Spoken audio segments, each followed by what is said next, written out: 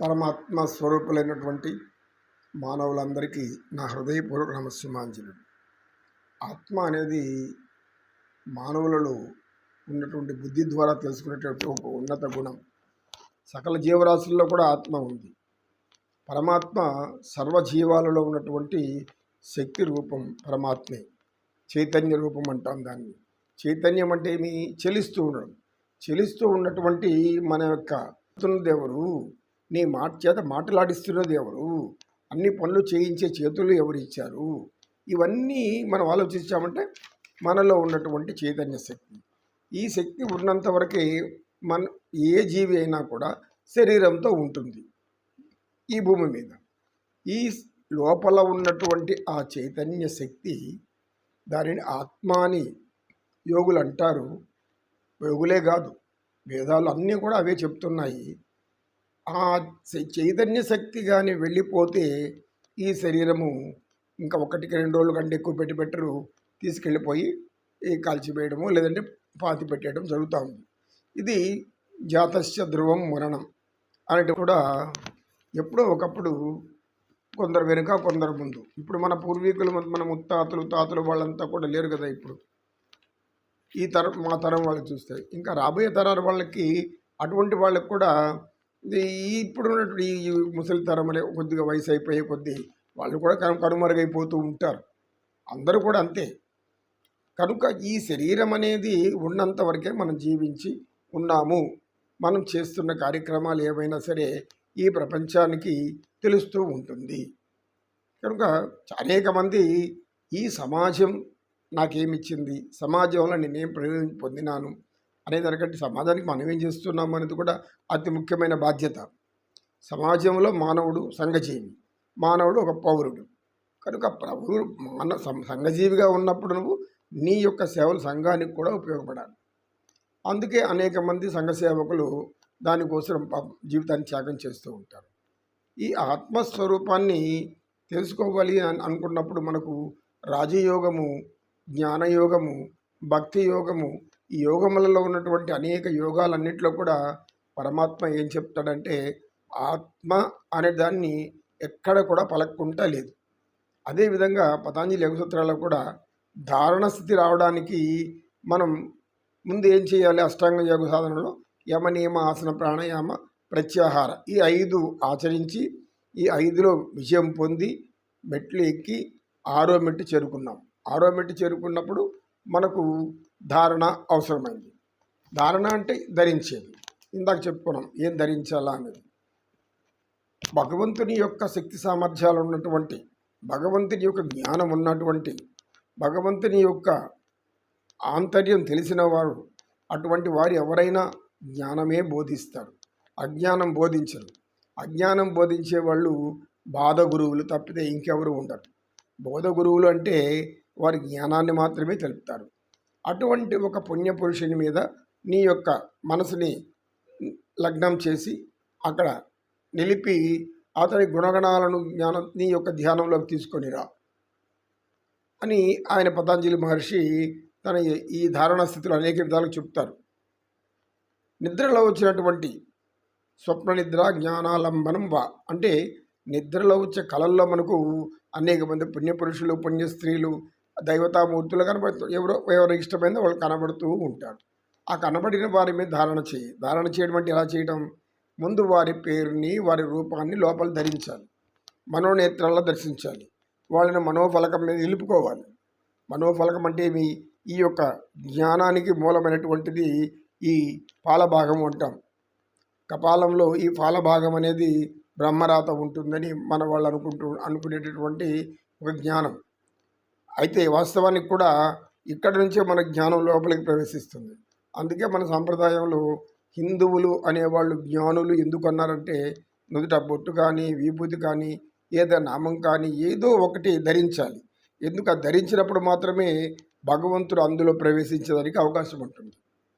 భగవంతుడు లోపలికి ప్రవేశించాలి అంటే అవేవి లేకపోతే ప్రవేశిస్తారు. ఎప్పుడో ఆలస్యంగా ప్రవేశించవచ్చు, లేదా ఎవరు చెప్పినా వినకుండా కూడా పోవచ్చు. అటువంటి స్థితి మనకు మన పూర్వీకులు ఈ యొక్క ఆచారంలో పెట్టారు. ఈ ఆచారంలో అద్భుతమైనటువంటిది ఈ మొట్టమొదటి నుదుట కుంకుమ ఉండడం, బొట్టు ఉండడం, లేదా నామం ఉండడం, విభూతి ఉండడం. అనేక రకాల దేవతలు దేవుళ్ళు ఏ విధంగా అందరూ కూడా ఇట్లాంటి ధరించే ఉంటారు. ఇవి ధరించిన దేవతల మూర్తులు ఎవరు కూడా మన కంటికి కనబడరు. కనుక వారి ఆదర్శంగా తీసుకొని మనం జ్ఞానం తెచ్చుకోవాలి. ఆ తర్వాత వారి యొక్క విశేషాలను, వారి గుణగణాలను లోపల ధ్యానించుకుంటూ వెళితే దాన్ని ధారణ అనబడుతుంది.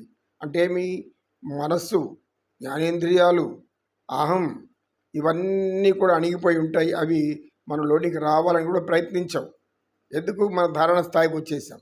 ధారణ స్థాయికి వచ్చాం కాబట్టి ఇక లౌకిక ప్రపంచం అంతా మన నుంచి దూరం అయిపోతుంది. ఆ దూరం అయిపోయి లౌకిక ప్రపంచం ఇంకా మన దగ్గరికి కూడా రాదు. ఎందుకు? ధారణలో ఉండిపోయినా. ఇప్పుడు ధారణలో మనం ఉన్నాం కాబట్టి ఆ స్థితిలో ఎవరున్నారు మన లోపల? ఆంజనేయ స్వామిని తీసుకుందాం. ఆంజనేయ స్వామి ఆయన అష్టసిద్ధులు కలిగినటువంటి ఒకే ఒక ఆజన్మ బ్రహ్మచారి. ఆయన ధ్యానిస్తే వెంటనే ఆయన సేవ ఎలా గుర్తుకొస్తుంది. శ్రీరాముడిగా ఆయన ఎలా సేవ చేశాడు, ఎంత పవిత్రంగా భావించాడు, శ్రీరాముని పాదాలను ఆయన ఏ విధంగా స్పర్శించాడు. ఇక్కడి నుంచి మనం శ్రీరామునికి చేసిన సేవలన్నీ ఆయన యొక్క జ్ఞానాన్ని పెంచుకుంటూ ఒక 10 నిమిషాలు లేక 15 నిమిషాల్లో కూర్చొని మనం ఆలోచిస్తూ ఉంటే దాన్ని ధారణ అనబడుతుంది.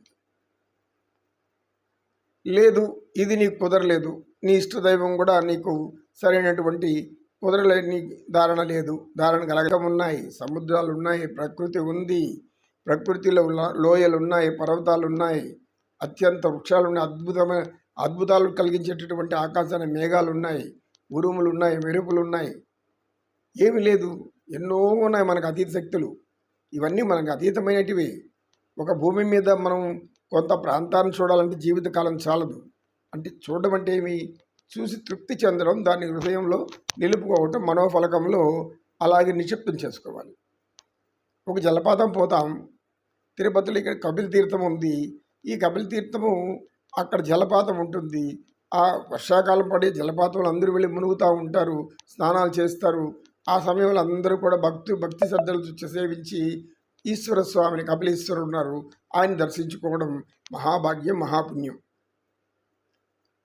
పైన తిరుమలలో వెంకటేశ్వర స్వామి ఉంటే కింద కపిలేశ్వర స్వామి ఉన్నారు. ఆలయాలకు మనకు భక్తి కుదవలేదు. ఆలయాలు ఇవన్నీ కూడా భక్తి మొలకెత్తడానికి, భక్తి అనే విత్తనం పైకి రావడానికి అవి మనకు మూలస్తంభాలు.